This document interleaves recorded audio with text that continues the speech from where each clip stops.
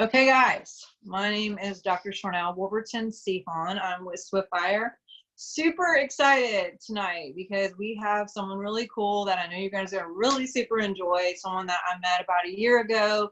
I met him and his wife in a SETI, actually taking his course on remote viewing, and really felt connected to him. One of the things that I loved about him and his wife is just their authenticity, their heart connection, their attention to integrity and to details, which is definitely a good thing if you're in the job that he's in. And they're just fun. They were funny and cute. They're a cute, loving couple, and we reconnected again just recently because I was like, I saw he's doing another class, and I was like, oh my gosh, it's a remote class that can be done online, remote. You don't even have to travel and all this stuff right now. So I was like, I want everyone in the whole world to know about this and to be able to connect. So thank you, John, for joining us here.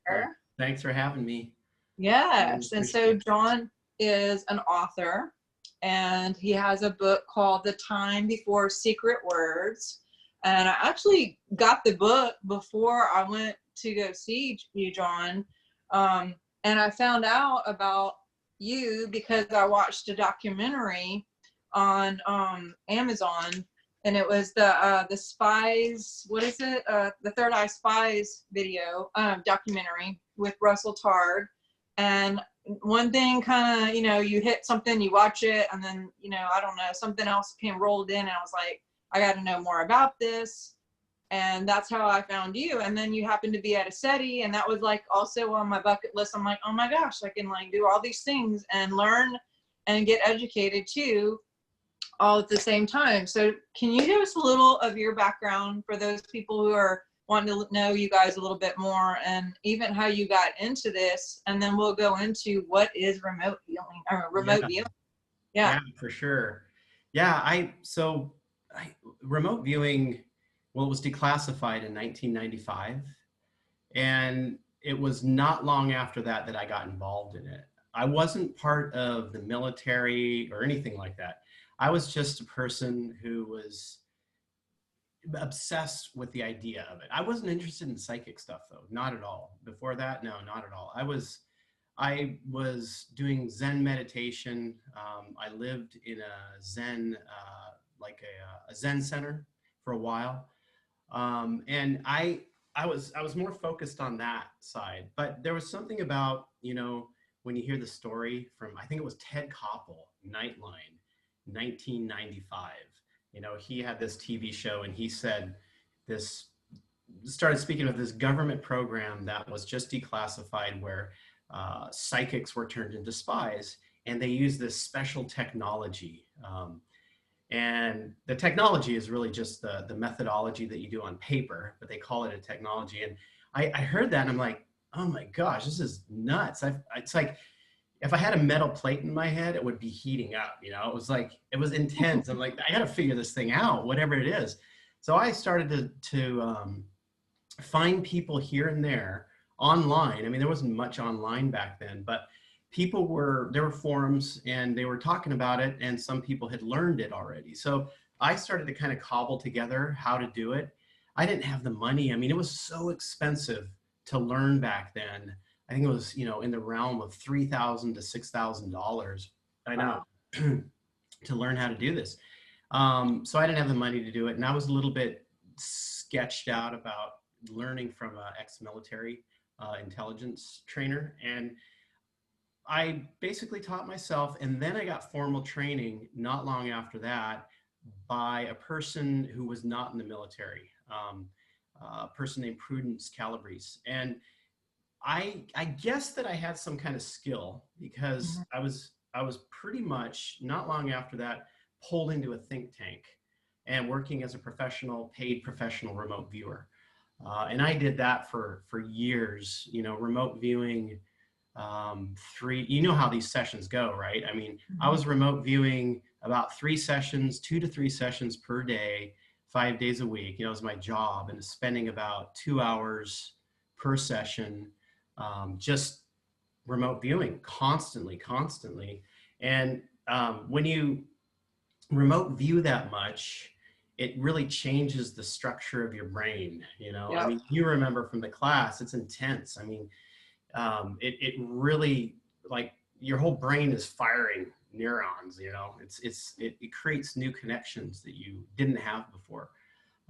As well, it increases creativity like you wouldn't believe. Mhm. So I did that for years, and then I eventually co-ran the think tank as the director of operations. And we were working with we worked with people in intelligence. We would occasionally have requests that were very odd, and we were like always a little sketched out about it because on the one hand, we were working counter-terror, for instance, for the Wow. FBI. And on the other hand, there was a covert group who was intent on shutting us down. So we had these sort of like two polar opposite things going on where, you know, we were working on things and helping, we thought, to a certain degree, with these agencies. But on the other side, there was this one agency that just wanted us gone and out. And it really gave me this inside picture on how these agencies fight with each other, and how some might be pretty good, okay, and others might not be okay. They're not the same institution. So we also worked with corporations. You know, it was like Mhm. at that point in time, there was this Sony news article on Sony came out, and it was basically said that Sony was using remote viewers to kind of look at and then see if they can patent future technologies, which is a really interesting area of remote viewing and technology. So we were probably the only like think tank out there that was public doing remote viewing stuff. And, you know, we had household names calling us to figure out how they could use it because, in the technology sector, because they didn't want to be left in the dark.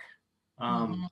So we did this for a long time. It was my whole world back then. It was just constant, either weird remote viewing projects or working for corporate stuff.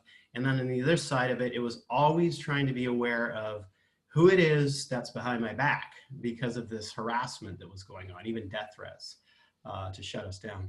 Eventually, what happened on that front was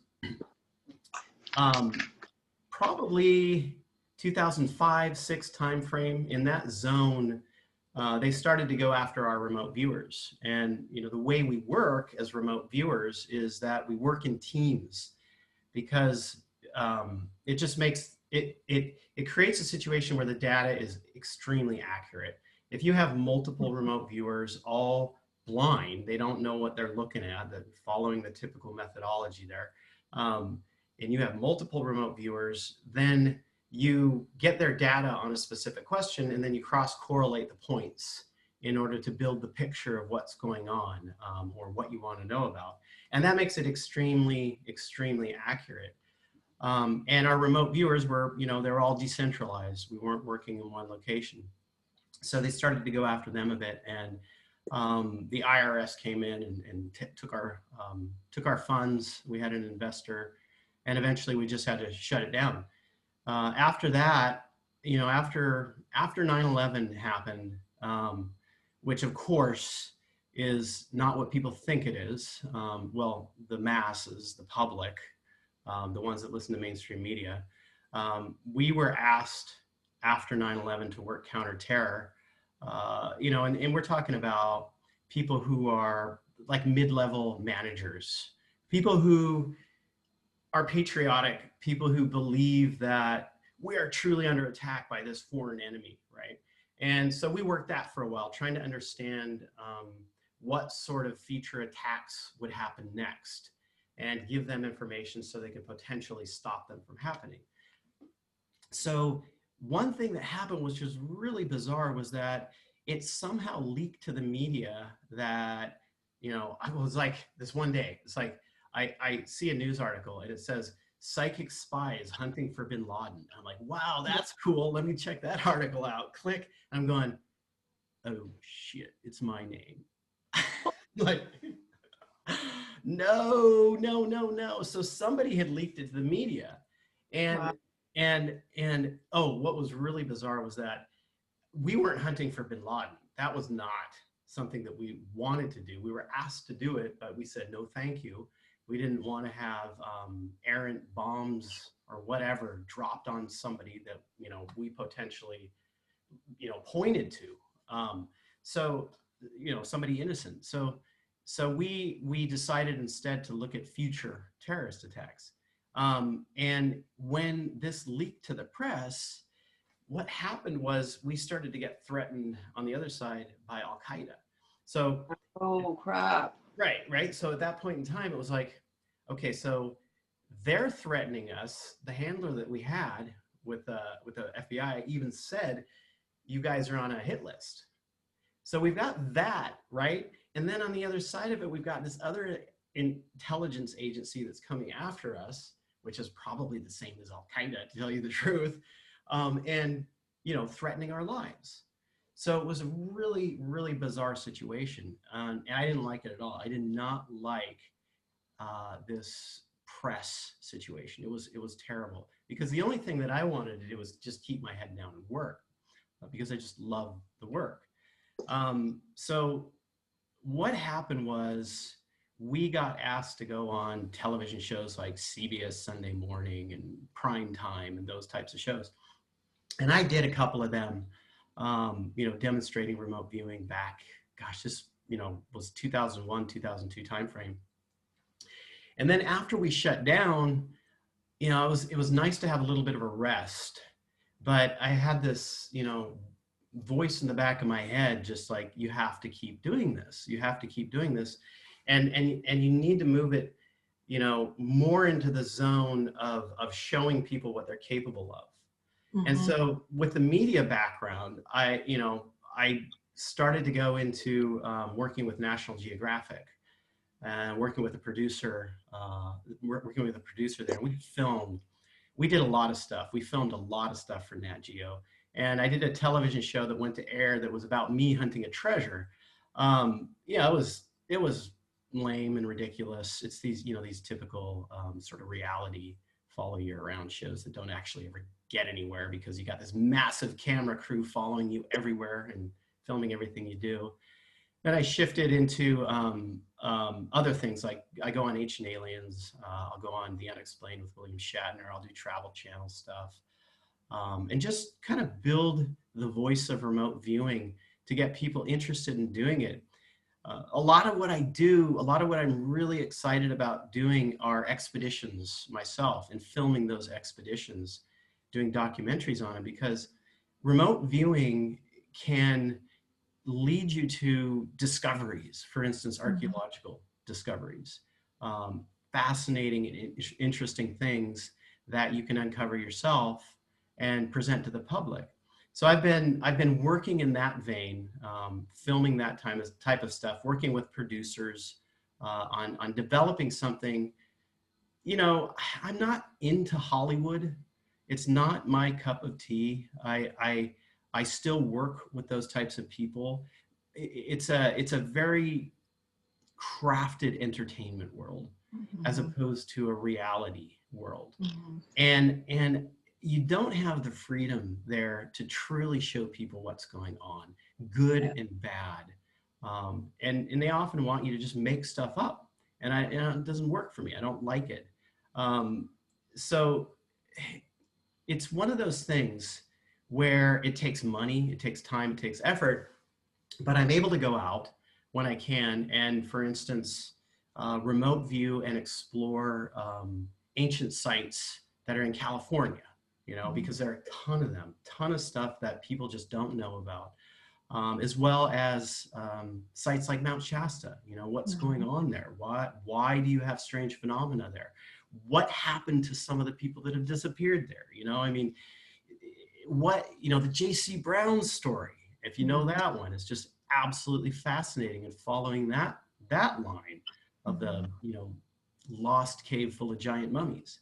You know, we on some of these investigations, we come very, very close to finding some of this stuff. I mean, it just takes this like extra little effort to push over this hump, especially with time, effort, and money. You know, but you know, it's just been this like roller coaster of discovery and fascinating things that you come across. You know, going after locations of high strangeness as well is one of those, you know, one of the loves that I have, and try to understand how to capture some of this phenomena on film, and, you know, have an experience yourself. You know, when you remote view, see, if you remote view something that is otherworldly or alien, Off planet. yeah, exactly. You know, these things that have broader awarenesses can take notice of you when you remote view them, and it could end up in a visit.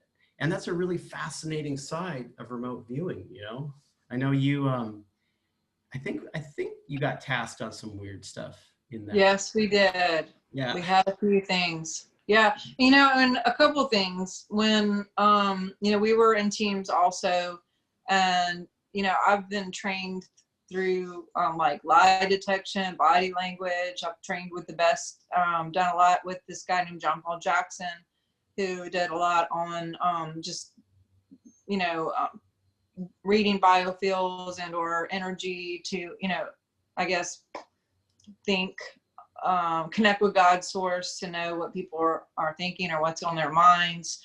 Right. Not for the sake of like, you know, hurting anyone or anything like that, but just to be able to encourage them about the future and speak, you know, positive things in their lives, and, you know, use it as a positive. But remote viewing, because of the movie that I saw, and also because of studying a guy named Adam, who is a 16-year-old who was remote viewing a guy who was an astronaut in space and needed medical help and was dealing with cancer. Actually, he wasn't just remote viewing, but he was actually remote healing, using like just imagination, the word imagination, or pretending to as if it happened. And I choose to remember if the astronaut was in space the whole time it happened, or sometimes part-time in Florida, but he was doing remote healing. And this is like, I mean, he's a kid, and there's like tons of people who are doing remote healings. Right. And but when we were doing these team things and you were putting us on different tasks, we were just given a number for the task. We didn't know anything about the scenario, which is really interesting because it takes off everything that we can make up on our own as an idea of what this is going to be about. And I was blown away by how easy it was to do. And with each one that we got right, it just gave me more confidence to trust the next time and the next time and the next time. And just right, the first thing that came to my mind, and I was actually just interviewed Mary Rodwell a couple days ago. And she was talking about tapping into that too. And I just got it sitting here with you right now. She said, you got to shut down the left side and really just the first thing that comes to your mind, because the logic will try to talk you out of it. And then I'm like thinking, oh my God, right hemisphere is your whole thing. That's what your website is and everything. I was like, duh, why did I not connect that before? But can you talk a little bit about that? A little, you know, about just that first gut feeling? Totally. It's like, okay, so as humans, we just want to make meaning out of everything. And we have words for everything around us. Words, concepts. We live in metaphors and simile. We live in that realm, and we want meaning and we want stories. And those are the realm of the thinking mind. That's like the AM radio, you know, how your brain is like constantly talking about this and that and this and that. So that would be more the left brain side. When you remote view, what you're doing is you're stepping off into a different place inside of yourself, and not so much utilizing that. I mean, you have a structure that you work through with remote viewing. So the left brain is working the structure. So it keeps it a little bit busy. And that's the idea, you know, part of the idea behind it. Keeps it a little bit busy while your right brain can allow things to slip through. And it's you know, in all my years I've been teaching, it's really difficult for people to let go of just the way they've been enacting with the world around them, with concepts and words. But it's actually extremely easy when you understand how to do it. The remote viewing methodology and protocol is only a structure. It's only a structure to do it within. It doesn't actually teach you how to let go of that left brain babbling nonsense, right? It doesn't teach you how to do that. You have to teach yourself how to do that. And you have to understand the difference in feeling from the thinking part to the open feeling and gathering information part. They're two totally different things. And you can, in fact, once you step outside of that left brain and you are remote viewing something, even if you know what it is that you're remote viewing, you actually forget what it is that you're remote viewing because you're in a different sensory zone, right? Because you're feeling, you're going inside of your body to start with, and you're exploring the sensations, right? That's usually the first place we start, exploring the sensations that are happening in your body. And this starts to engage your five senses, where you'll smell things, you'll start to hear things. You can even taste things. You can close your eyes and imagery will pop up that is absolutely relevant to it. So remote viewing has the ability to kind of expand that zone out. So it is almost like a constant first thing is coming up, right? Like what you were saying, how Mary Rodwell was saying, the first thing is usually what it is. It creates a situation where it's this constant first thing that's coming up, and you're just putting the information out, and you're trying not to create a story about it. The way remote viewing started, if people don't know, it was back in early 1970s, late 1960s, where the Soviets were developing some type of psychic team, right, to spy. And, you know, they were actually a little bit more interested in the psychotronic side, like how do you affect people with it? You know, get information, but also destroy their minds. And the CIA got word of that, so they started working with Stanford Research Institute in Menlo Park, San Francisco, in order well, they wanted to see first if this was real. You know, could this happen?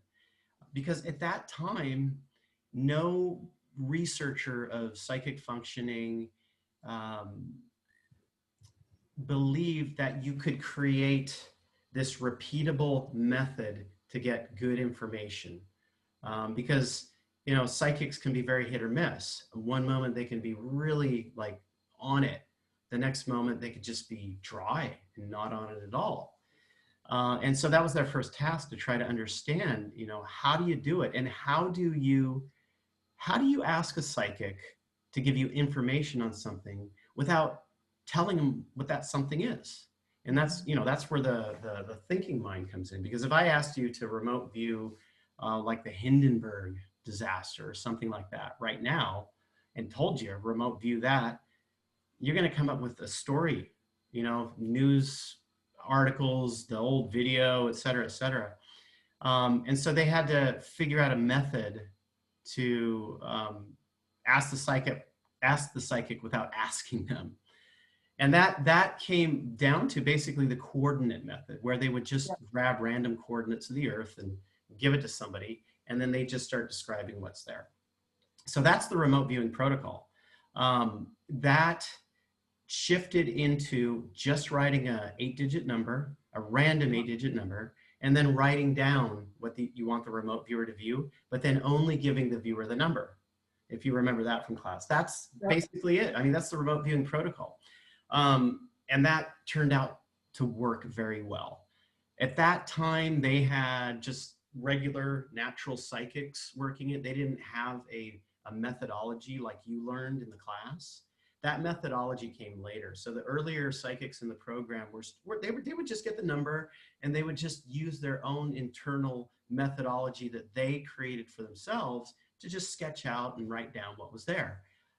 Later on, it was Hal Puthoff and Ingo Swann who created the CRV, controlled remote viewing methodology, where really basically you just, they from their own experience, as well as taking from like Renee Warcollier, they strung together a bunch of psychic methodologies that they thought would work together in order to get good information. And that's how the CRV style methodology was created. But with remote viewing, really the protocol, the big thing is to remain blind and to receive the 8-digit number and just work whatever methodology you know from there, because you don't need to necessarily use, I know I'm killing myself here, I teach it, but you don't necessarily need to use a remote viewing methodology like CRV in order to remote view. I agree. And then too, can you speak into the healing part of that? Because you went and we actually did, I think, 2 different tasks on different people. And that was the part that freaked me out even more. And I don't know if it's because as a doctor, I've studied anatomy and physiology and biology and all the things, but I've seen it actually even be better at figuring that out. You know, you had a guy that came up and we were supposed to just like look at him and be specific about what was going on with him. And my husband and I were there, and it was like left toe, right lung, you know, cough, phlegm, like, you know, whatever. I mean, it was very, very specific. You know, it was like left knee injury from whatever grade. But I was like, oh my God. He got up there after and he was like, so is anyone getting anything? And then I was like, right. I remember. I just like stepped out. I'm like, okay, well, I got, you know, baby toe on the right foot and also left knee. And he was like, yep, broke toe, yep, soccer injury, yep, you know, little cough thing. We got some, you know, I was like, oh my God, like, what? How does that work? Yeah, so that's what we do that too. We'll do remote healing. We'll do remote diagnosis like what you did for entertainment purposes only, of course, where we will scan the body on paper, right? Like you all did. Scan the body and basically figure out what's going on. And then if we need to go deeper, then we'll use, you know, anatomy charts in those locations of the body that feel like something might be going on in order to isolate things.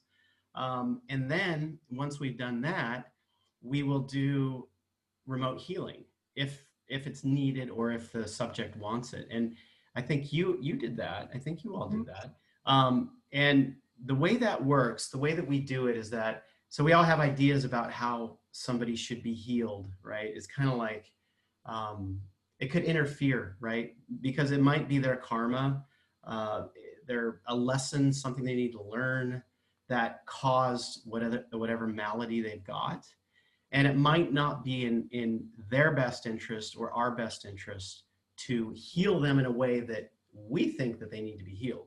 So what we'll do is we will remote view first the energy that is most supportive for them for whatever situation they're in. So we'll remote view that energy. We'll feel it. It always feels fantastic. There's variations in it from person to person, because not everybody needs that same energy. And so we'll begin to feel that. We'll describe it. We'll draw it on paper. We'll begin to kind of embody it ourselves. And then we will have on another piece of paper this just a drawing, just an outline of the subject that we're working on with all of their maladies pointed out and whatnot. And then we will take that energy that we felt that they can most use and just start drawing it into them on paper. You know, I mean, it's kind of like voodoo in a sense, but it's not, right? I mean, it's just energy transference, and you're using these items as just focal points in order to transfer it. You can do it with them right in front of you, you know, if you want. But we do it that way because typically it's, you know, they're remote because it's remote healing. And that energy flows into them, and they usually feel this difference. They feel a difference. Now, Whether it heals them or not, that's completely up to them and their own journey. But now they have this like supportive energy to go through it, however that needs to go. And you can also use this on environments. Oh, We, wow. yeah. I had developed this methodology, the environmental healing methodology, where you basically you remote view an issue with an environment. Let's just say a polluted river, for instance, or it could be anything in the environment, things that humans have like just messed up. So you start to remote view what's the problem, what's going on. Then you remote view what the healed state looks like. So once you remote view those two things, you get this sort of feeling and understanding of what the healed state is and the energy around the healed state up against the toxic state. And it's like remote healing with people. You just start moving that energy into an environment. And we've done that a number of times in locations. And what we've found is that typically what happens, this is causation versus correlation. And we can't really point to, oh yeah, we did this. But what we found is that communities, people start coming together out of the blue to just start cleaning things up, or regulations will be imposed on the situation in order to stop it from happening.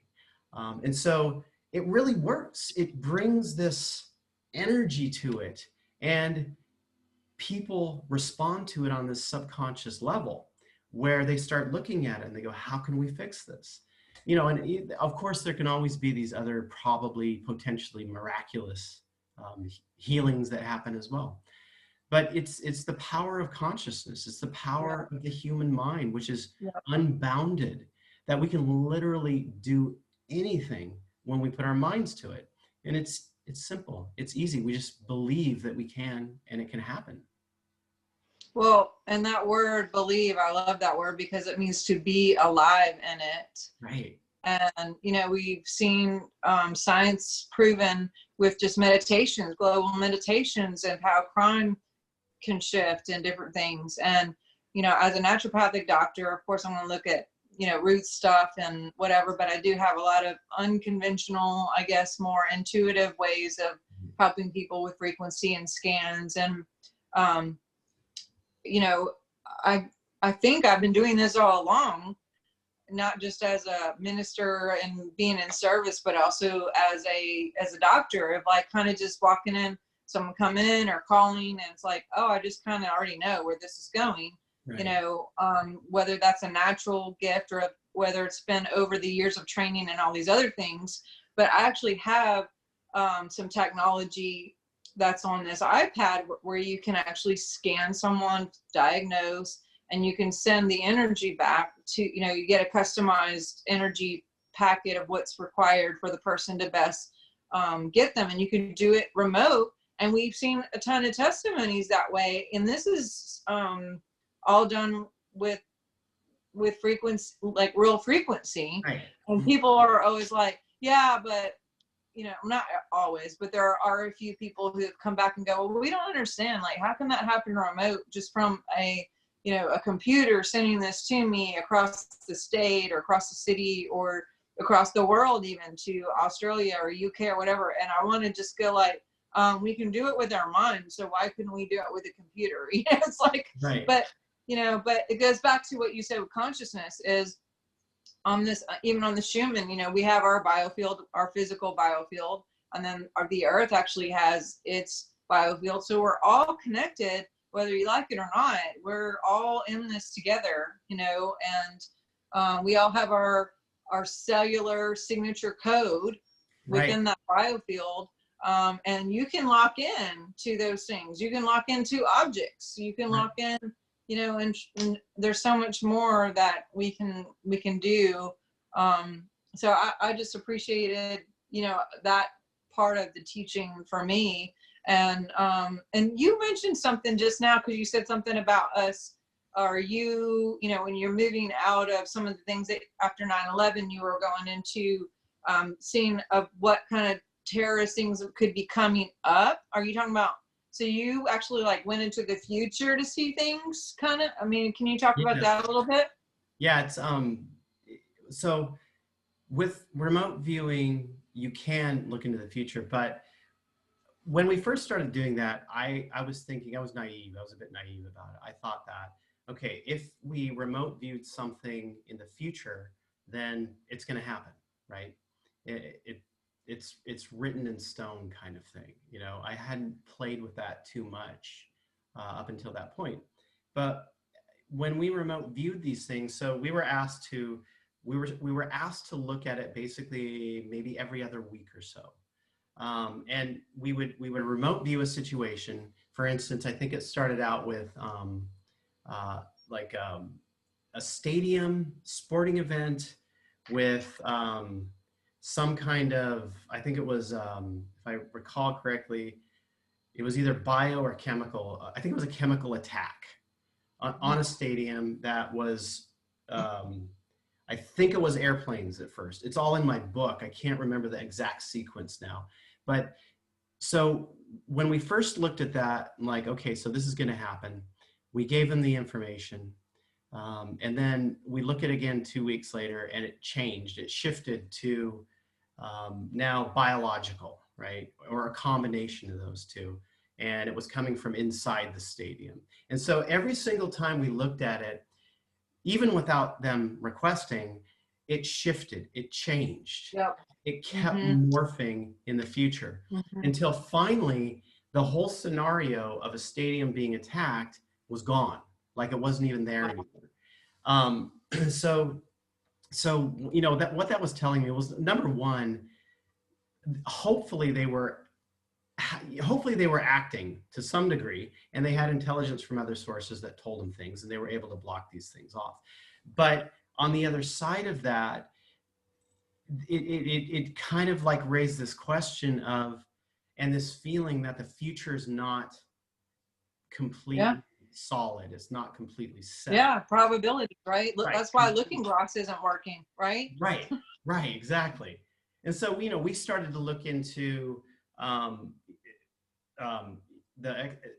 double slit experiment in physics, and how observation, changing by observation, right? Right. And so just the act of observing the future events, especially with remote viewers, it'll change them. It will change them because, and I'll tell you this. So what happened was later on, this wasn't actually that long ago, I was asked to do some counterterror. And there was a request. And the request, okay, the way we task remote viewers is with a question. And when it comes to future events, like what we were looking at, describe the next terrorist attack by such and such group on US soil, right? It's open-ended, there's no date, you don't necessarily know when it's gonna happen, right? That's normally how we task it, right? Get all the information, we isolate the location it's gonna happen. So there was a request to put an addendum on the tasking, and it was without affecting any event, right? Without affecting any event, describe the next terrorist attack on US soil. Wow. Okay, now when you have a tasking that you send to remote viewers asking them to describe a terrorist attack, you're gonna get lots of bad things going on, guns, bombs, whatever. You're gonna get bad stuff going on. That's gonna come through in the data big time. But when we put that in front of it to not affect any event, all the viewers did was describe like a guy on a horse in the desert. Wow. Right? Okay, so the viewers know subconsciously that when they go to view it, they are going to affect the event.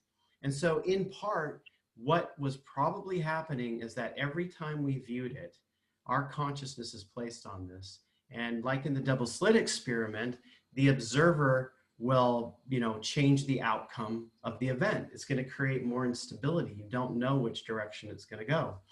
So it's a really fascinating area. It's a really fascinating thing to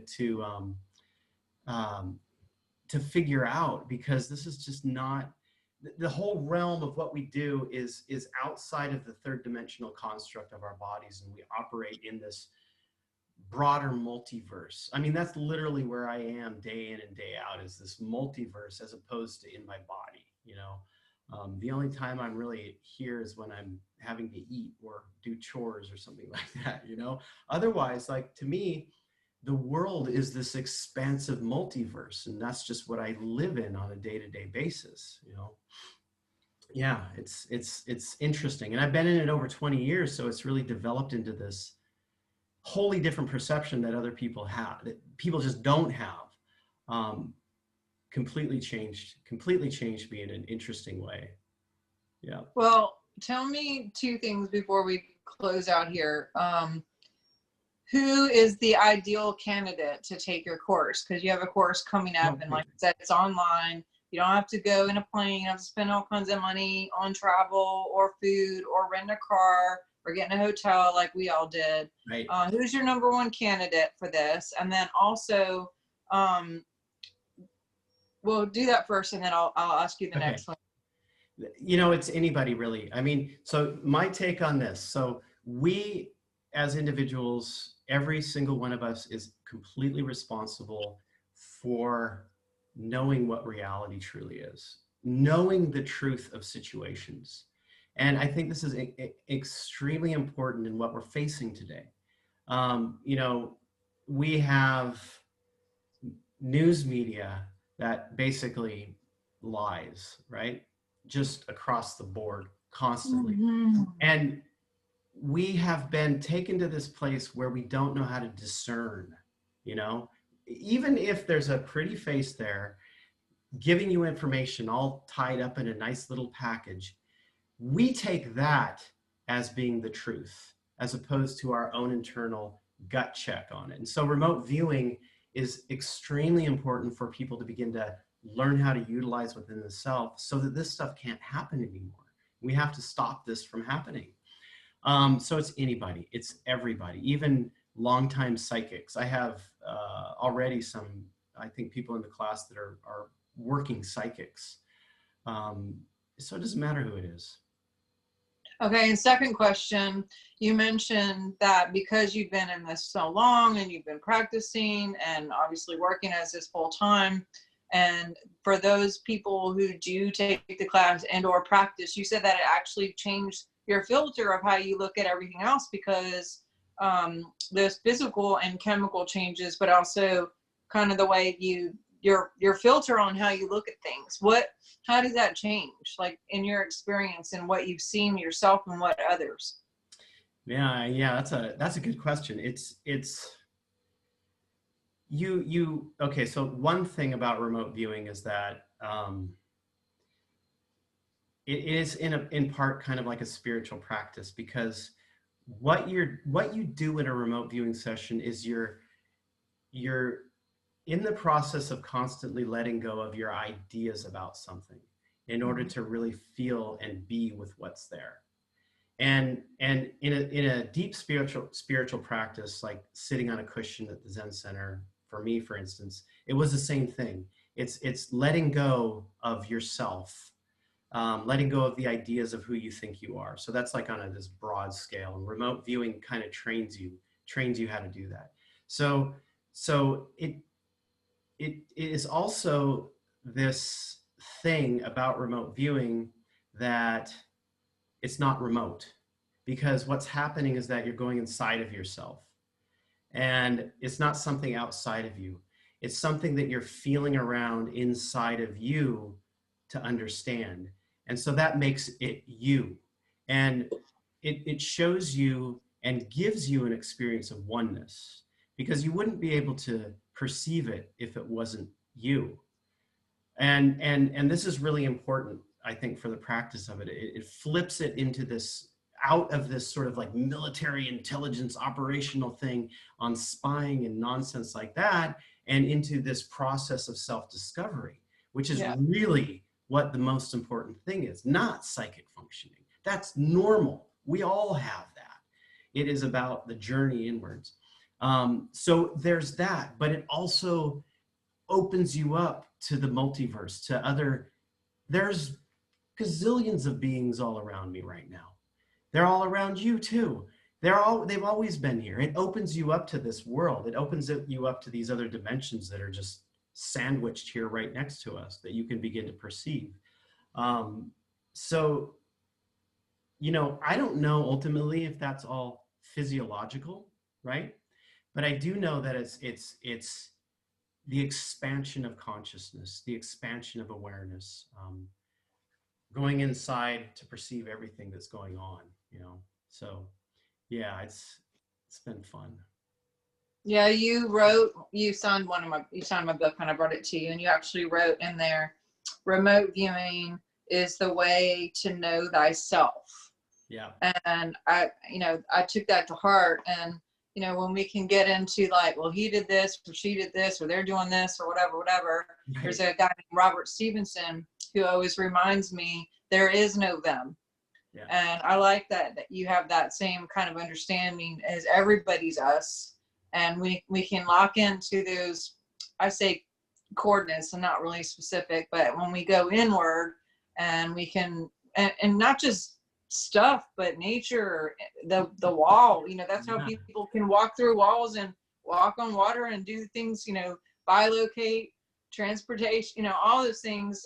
This is like what we should be doing on a regular.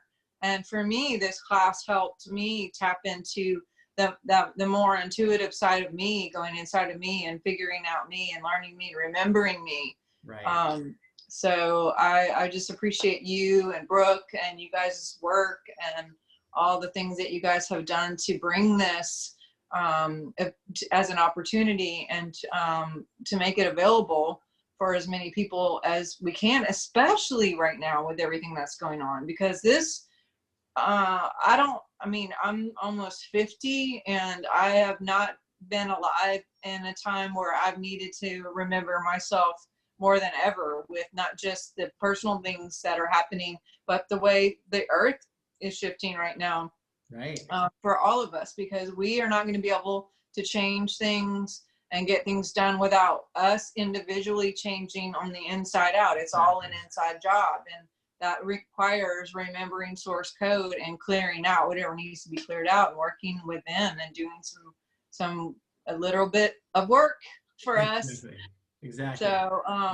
So how can everyone get in touch with you? I'm going to send links to your book, to your website, to the class, but you know, I'm sure you have social media kind of stuff, and you know, what's the name of your website? How can people find you?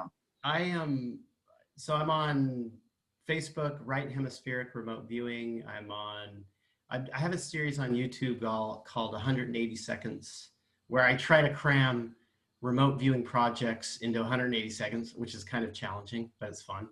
So you can find me on YouTube as well, Right Hemispheric, and righthemispheric.com. That's my website. And the class starts, I have a class coming up June 4th, and it's going to be like a month-long class. It's going to be a heavy-duty class. It should be pretty fun for everybody. Lots of work. Yeah. Awesome. And you guys, I'm going to send out the links to that too, so you have it, and also the links to your book, because this is an awesome read. It really goes into a lot of the background and also just the how-tos and anyway. So tell Brooke hello for me, and Brian says hi. And again, Brian. Yeah, just thank you again for everything that you're doing for all of the planet and the planets. And well, thank you too. Jeez. Yeah. I hope to see you in real life very soon. Yes, I hope to see you guys again soon. Yeah. And stay secure, have fun, and for everybody who's watching, you know, definitely connect with him. You can also go to my website, swiftfire.org. That's where you can find me. I have all of my social media stuff there, my books and resources, and my YouTube links. And I hope to see you guys in some future interviews. We have several interviews lined up. And I know you may be interested in some of the past ones that we've done too, that's on the website and on YouTube. So I'm so happy to be out of Facebook jail. I was in Facebook jail for 30 days for telling the truth. And I just got released today, so I feel like a free lady for a minute. But yeah, that's the thing too. It's like, everyone is so dependent on, you know, the internet and the phones and, you know, all the stuff. And I've been telling people for a couple decades, like, there may be a day when we don't have access to these things, and we need to know this stuff on the inside. And you mentioned your phone. Yeah, right. The real internet. Yeah, oh yeah. It is not what we have on our phones and the computer. It's telepathy. And that's one thing that I've been working on, is telepathy, because remote viewing is all part of this, that we can connect that way and know everything and be able to speak to individuals. We practice this. We do this on a regular basis. And I think one of the next things that I'm probably going to be going into with teaching is our telepathy classes, the real internet. Yeah, that's like that whole, when you're like, oh, I need to call so-and-so, you pick up your phone and they just texted you and you're like, I was just texting you. Or I know you mentioned your phone died and you had to get a new phone, and you may never get a new phone. Exactly. But I don't know if with all this stuff, you know, this is the time for us to, I lived through Katrina and some pretty crazy things, and it was like, thank God I had that knowing. Otherwise we wouldn't know places to go and where to get things, and you know, if our parents were okay. And it gave us a lot of peace and a mind in several situations where I went back and gone, okay, what's the answer? The answer is here. And I would be right. I'd be like, thank you, God. So yes. Anyway, thanks again. We'll see you guys somewhere on the road. Definitely check out all of John's stuff and jump in. This is such an awesome opportunity. I don't partner with people unless I put my stamp and referral on this, and this guy is awesome. So you guys connect with him, and I will see you guys soon. All right, talk to you guys later. Bye, John. Thank you. Thanks.